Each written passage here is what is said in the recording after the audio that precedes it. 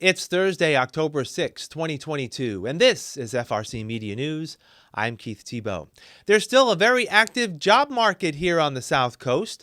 We introduce you to the candidates running in the 8th Bristol District State Representative race, and the annual Polish Food Fest takes place next week at Blessed Trinity Church. All this and more coming up. Nearly 100 companies took part last Friday in a job fair hosted by the One South Coast Chamber at White's of Westport. Many of them are still looking to fill multiple vacant positions. Chamber co-CEO Rick Kidder says many of the pandemic-related vacancies have been filled, and even though the unemployment rate is at a level of where it was prior to COVID, people are still looking for work, and companies have openings. Right now, the unemployment rate has dropped relatively dramatically, and some companies are reporting being fully staffed, but many are not, and most are not.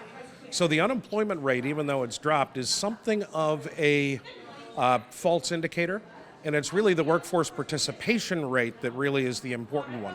So there are a lot of people still on the sidelines that we're hoping that will get back in the workforce. Mr. Kidder says the hospitality industry continues to exhibit one of the highest needs for help. We're also past the summer, which is the high time for hospitality and for restaurants. So a lot of those places are cutting back just a little bit. But of course, we have a lot of mom and pop restaurants, not the big chains. And so those mom and pop restaurants are open year round. They have regular folks who come in all the time. So yeah, they're always looking. Companies at the job fair had opportunities to meet a wide breadth of experience. Jason Bourne of Gold Medal Bakery says his company traditionally has high turnover, and he has jobs available on the production line and in shipping. The struggle is always the same, right? It's, getting the right people in there, reducing turnover, things like that. COVID was definitely a challenge that we feel like we battled through pretty well. But some things happen, so sometimes we've seen some higher turnover. But right now we're doing pretty well. We're trying to attend, as many events like this as we can, get as much talent as we can in the door and get them trained properly and make them want to stay. We do offer full benefits package, health, dental, vision, 401k, everything like that. And then in terms of pay, there is a slight discrepancy based on department, but we start full-timers at $26 an hour and up. Part-timers are usually about $20 an hour. And then some of the specialty positions, we have CDL drivers that start at $30.50 an hour. Local social service agency Stepping Stone Inc. is also looking to fill jobs to meet its mission of serving our community. We are hiring for both Fall River and New Bedford. We're hiring for positions such as clinical supervisor. We're hiring for counselors, maintenance workers, direct care workers, recovery coaches, because we have so many different services, case managers, all those things. We have a wide range that I think people would be interested in and could qualify for, but we have both of those needs in Fall River and New Bedford, which is nice. Someone that's interested in the human service field, that's a big thing, because it can be a tough work environment, so they would need to be compassionate and patient, dedicated. Of course, experience and education helps. We have a lot of peer programs, recovery coaching, and things like that, so of course lived experience is helpful as well. Even though inflation has made it hard for people to make ends meet, and there is the fear of a recession next year, Chamber co-CEO Michael O'Sullivan feels the region is prepared to weather any downturn in the economy. There's so many more reasons today why some people are not working, and they don't even count anymore towards the unemployment rate. So I don't anticipate those numbers changing.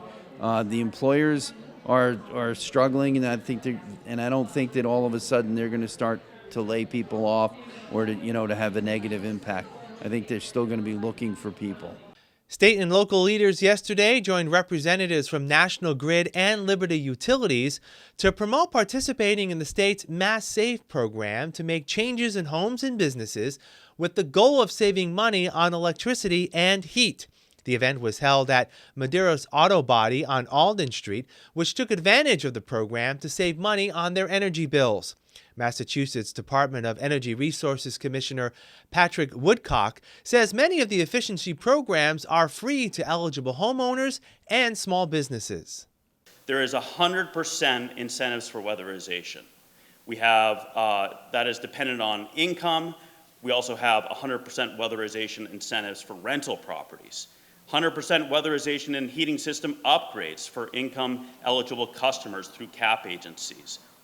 And energy efficiency incentives for small business, including 100% for small business renters. These are new programs that are specifically designed for this moment to prepare for what is going to be a challenging winter. Both National Grid and Liberty Utilities, Fall River's dominant energy providers, are partners in the Mass Save program. I think that sometimes there is a misperception that energy efficiency only makes sense for big businesses or for homeowners who can afford to make large investments in their homes. And so I'm here to say that that is simply not the case. Whether it's through our Main Streets initiatives that target the small and micro businesses that are the lifeblood of the communities that they and we live in and serve, or our targeted efforts to reach renters, moderate income customers, English isolated households, or residents of environmental justice communities, Mass Save has something to offer everyone, and we remain steadfast in our commitment to ensuring that all customers have access to these benefits. This winter, you, the customers, will see significant increases in the cost of gas, and we are here to help. Programs like this, Mass Save, partnerships with CFC, Citizens for Citizens, are how we help our customers. It was said earlier, there are some programs that are too good to be true, but they're there. And we want our customers to reach out to us, to contact us, let us help you. It's going to be tough, it's going to be challenging, but we're here to assist, we're here to be part of the community. Since 2015, the state of Massachusetts has invested over $5 billion in the Mass Save program, with another $4 billion pledged through 2024. Just 33 days now before Election Day, and we continue our look at some of the candidates and issues you can expect to see on the Fall River ballot. One of the local offices with a contested race in this year's election is the 8th Bristol District State Representative seat, currently held by incumbent Democrat Paul Schmid. He's being challenged for the second election cycle by Republican Evan Gendro. Representative Schmid has a 12-year legislative record that he is running on, and he cites many accomplishments that have paid dividends for Fall River. Among them is working with his colleagues to expand economic development opportunities through transportation improvements on the waterfront. You can see it all around Fall River. I think there's economic development, there's investments going on in Fall River that we couldn't have dreamed of 10 years ago. South Coast Rail will make a significant difference for Fall River. Another thing that I am very proud of having been involved with is the coming change on Route 79 north of 195. That divided highway is going to be reduced to a boulevard. Right. And this will allow, it'll connect Fall River with its waterfront again. And we have one of the last undeveloped waterfronts really in Massachusetts. And that is going to be an amazing opportunity for job creation. Representative Schmid says increased educational funding secured for Fall River through the Student Opportunity Act will be a game changer in terms of providing the opportunity for students to get the skills they need to be successful, productive citizens. He's also proud of his work to secure resources to complete a master plan to revitalize Fall River's Flint neighborhood. And that has brought money to Fall River to allow for planning. And we have had several meetings and identified with the residents issues that we have to work on. And right now, we are working on passing an economic development bill. We hope to do before the term ends. And I have $600,000 in that bill to assist Fall River in revitalization of the Flint. So we're ready to put money on the line to bring the Flint back to what it used to be. Representative Schmid did not vote in favor of passing a constitutional amendment that seeks to raise taxes on individuals earning more than $1 million a year, an issue that is before voters in November as ballot question number 1. He anticipates the amendment will pass and hopes to work with his colleagues to lessen any potential impacts on the middle class. Many people, small business operators, have worked all their life to build up a business, and when they sell it, they may have a one-year windfall. And I think everybody involved wants to recognize those one-time occurrences are not what the proponents of this bill were trying to do. They were trying to get after the hedge fund managers who are earning $10 million, $20 million, $50 million a year, not the small business person, or perhaps a property owner who inherited a couple of triple deckers in Fall River, and suddenly with increased real estate values find they have a real windfall on their hands. So looks as though it's going to happen. Let's make sure we protect the small person. The makeup of the 8th District is broad, with representation in Fall River, Westport, Freetown, New Bedford, and now Acushnet. Republican challenger Evan Gendro feels he may have an advantage over Representative Schmid in some of the more suburban and rural precincts. He ran for the seat in 2020 and touts himself as a moderate Republican, receiving the endorsement of outgoing Governor Charlie Baker. He says if elected, he wants to work in a collaborative manner with what will likely remain a heavily Democratic House chamber. I think our environment in general is very divisive right now, and I think a lot of voters are looking for a candidate who can bring people together, and that's what we've done. So our campaign, even though I am a Republican, we've brought together, Democrats, independents, folks across the ideological spectrum, and I think that's important, not just for, to have in our government, but for representative democracy in general. And I think in our state as well, because in a state where, it's the Democrats control the House and the Senate, right?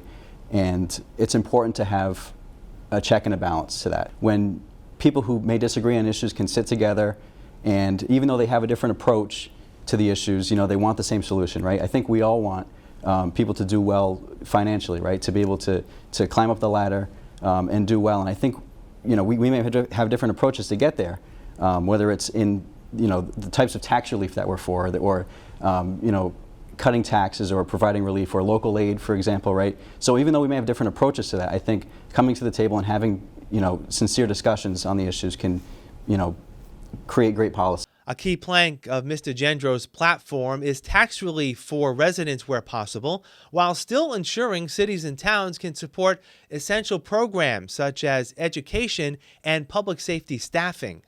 Our local communities, I think, know how to spend taxpayer dollars maybe better than some of the larger state organizations, because they know, they're working in the weeds in those issues every day, right? So they know where the needs are. And I think having those conversations with cities and towns to figure out, where do we need to invest money? Is it in education? Is it in these areas? Because I think we have a unique opportunity now with such a large surplus to really help fill in gaps that we've seen, especially as a result of, we're still seeing effects of the pandemic and so on, right? And that's a great way to invest and give back to our communities now when we have the money, right? And we've seen this isn't something new either. This is something that we've had a surplus for the last, few years here, right? So this isn't, and we're sitting on a large rainy day fund. We're sitting on, so the state's budget surplus in itself is large enough, I think, to fill in a lot of the gaps that we see in our cities and towns. So a lot of those grant programs are things that I would like to look into expanding as well. Mr. Gendro agrees that South Coast Rail brings with it tremendous economic development opportunities for Fall River, particularly in the area of tourism. On education, he would like to see communities like Fall River train students in areas that will meet the needs of the local workforce. We have the education side of things and we have the funding in some cases, right? But we don't always have the work on the back end that's done. So we need to make sure that we're having conversations with business owners and employers in the region to make sure that we're filling the needs, right? We're looking at, I think in New Bedford there was a program started within the last few years that addressed gaps in training. And there were a few schools there that started investing in vocational education for adults and for continuing ed. So I think programs like that are great ways to fill in gaps, not only for education in general, but also to keep jobs local, which is very important, right? So making sure that that we provide great education locally by our public school system and by our college system, and also making sure that, when children come out of those programs, that they're also being employed and staying local and investing in our local economy. Question 1 on the state ballot seeks a change to the state's constitution to raise the income tax by 4% on those who earn more than $1 million. The legislature passed the measure this year, with money collected to go toward funding public education, public colleges and universities, and the repair and maintenance of roads, bridges, and public transportation. Last week, we heard from those who oppose Question 1. This week, we speak with the proponents of the amendment. Dax Crocker, a Fall River school teacher and representative from the Coalition for Social Justice, which supports the passage of Question 1, says amending the state's constitution is a serious matter and makes sure that those at the upper level incomes in the state pay their fair share of taxes. We can't raise taxes because the Constitution of Massachusetts doesn't allow it. Everybody has to pay the same rate according to the Constitution at this point. And I think that back in the day, that was something that people could live with because we didn't have billionaires and multimillionaires. But nowadays, we have a lot of people that are making lots of money, and the fair share of that tax is not being paid. Of that money is not being paid in taxes. And so that's why we call it the Fair Share Amendment, because I think people should pay their fair share. If you make over $1 million, you could pitch in a little more so that people can go to college, can go to public schools. They are properly funded. People can go to work without having to get a loan just to get a $15 an hour job so that they can buy a car so they can go to work. Those are things that will benefit everybody. Opponents of the measure say those in the middle class who run small businesses or own a home may be unfairly impacted by the tax on the profit of selling their businesses or their homes. Mr. Crocker says that may not necessarily be the case. The $1 million threshold is on the net income, which I understand some people may end up falling there for whatever reason. But this is after people can take all their write-offs, all their deductions. If it comes from a small business income in which you, the person, is the business, right? You can write off everything you are allowed to by the law. And then the net is the one that will pay the extra 4%, not the first $1 million, but anything over $1 million. Mr. Crocker believes one of the biggest impacts of the new tax will be helping state residents afford a college education. Back in the day, people used to go to college, and the government, state and federal, including FAFSA, would cover 80% of the tuition cost. 80% of going to college was covered by the government. People would pay something between 10 and 20%. That in a generation has gone upside down. The government pays 20% and people are paying 80%. Now, obviously, most people don't have out-of-pocket money to pay 80% of the cost of going to college. So what do? They get into debt. Opponents claim the tax hike is not needed since the state has seen a sharp increase in revenue collected over the past 2 years.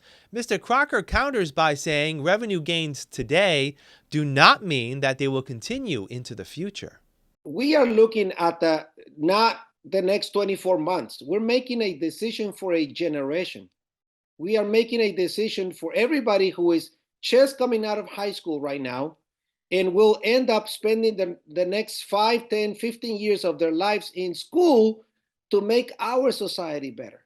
So I would ask those who are considering whether the state has too much money right now, the question is, do we know the future? We want to make a decision today that will affect an entire generation. Between now and when you cast your ballot, please visit our special Election 2022 webpage at FRCMedia.org, where you'll find complete interviews with the candidates, as well as more information so you can make an informed decision at the ballot box.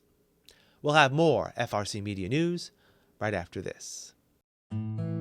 Here are some job descriptions on the latest hot jobs list from the Mass Hire Fall River Career Center. Warehouse Shipping and Receiving Associate, Blanc Fine Foods, located at 630 Current Road, is looking for a full-time warehouse shipping and receiving associate, responsible for performing all duties associated with shipping and receiving of product and inventory management. Job number 175-87910.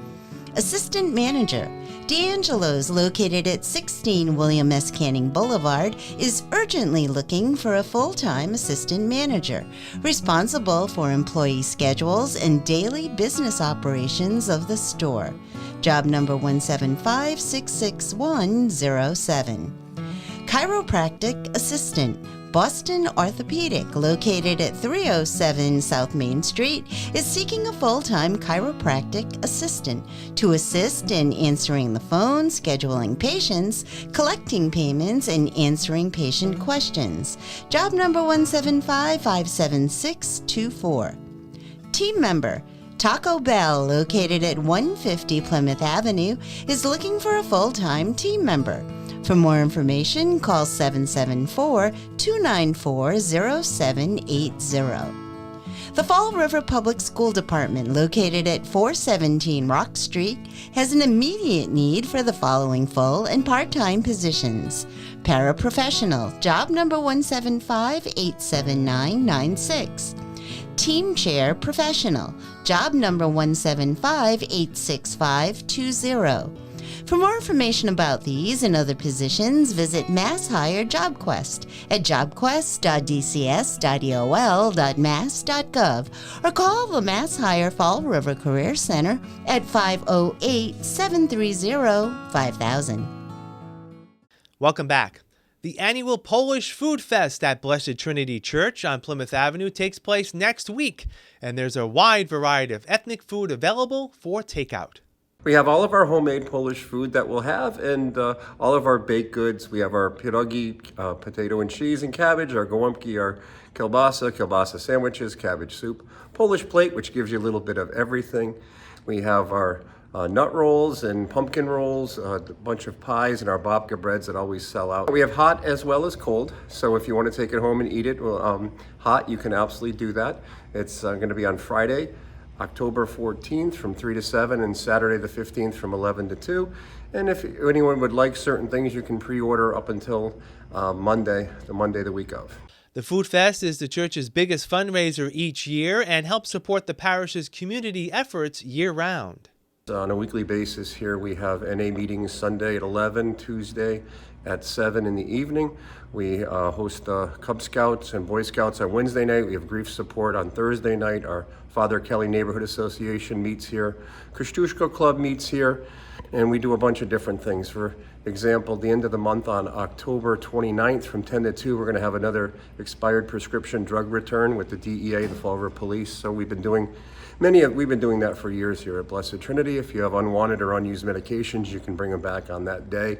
It goes and helps and supports other community efforts. On Thanksgiving Day, we have a Thanksgiving community dinner served at 12 noon free of charge for anyone who wants to come, for those who are in need, for those who are alone, and there's a lot of people alone on Thanksgiving, and this helps that. Also on November 19th from 9:30 to 12:30, we're going to have Guns for Groceries here at the parish, again trying to make our community a safer place. We're still in what's considered early October, but it's never too early to start thinking about Halloween. The Fall River Public Library is organizing its annual Spooky Night for later this month. And I'd like to take this opportunity to invite you to the Fall River Public Library's annual Spooky Night, an evening of spooky stories and strange happenings that the whole family will enjoy. It is October 19th, a Wednesday night at 6 o'clock. The tickets are free, but the seating is limited, so call in advance. We will wrap up this edition of FRC Media News right after this. Welcome to Hot Dogs and Cool Cats. Today here we have Cruz. Cruz is a handsome 5-year-old domestic medium hair, orange and white cat. He's a very handsome, very loving cat. As you see, he's loving this attention. If you hold him out a little bit, he might get a little antsy, anxious. He's recommended for children above the age of 12. He does get along with other cats, and the fancy part about him is that he has some extra toes over here because he's got a double paws in the front. So he's very handsome, very calm, and he's double pawed, which is very unique. Not many cats are double pawed. It's actually a rare find. If you would like to meet him or come and try to adopt him, you're welcome to fill out an application with us at foreverpaws.com. You can send it in, or you can come down to Forever Paws Animal Shelter in Fall River at 300 Linwood Street. And Cruz here can't wait to get your love and affection and possibly go home with his new family. This here is Hampshire.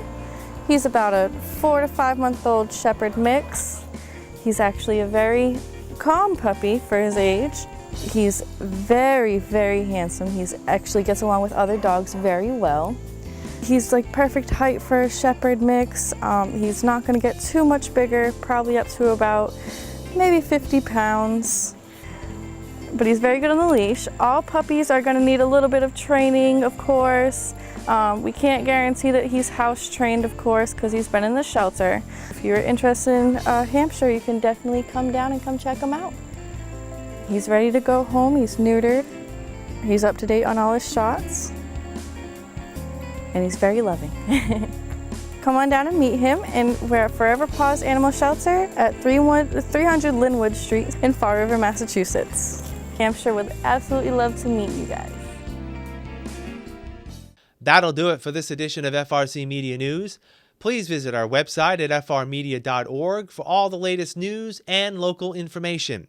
FRC Media News airs Thursdays at 6 p.m. and Fridays at 5:30 p.m. For all of us at FRC Media News, I'm Keith Tebow. Have a great weekend, and we'll see you next Thursday.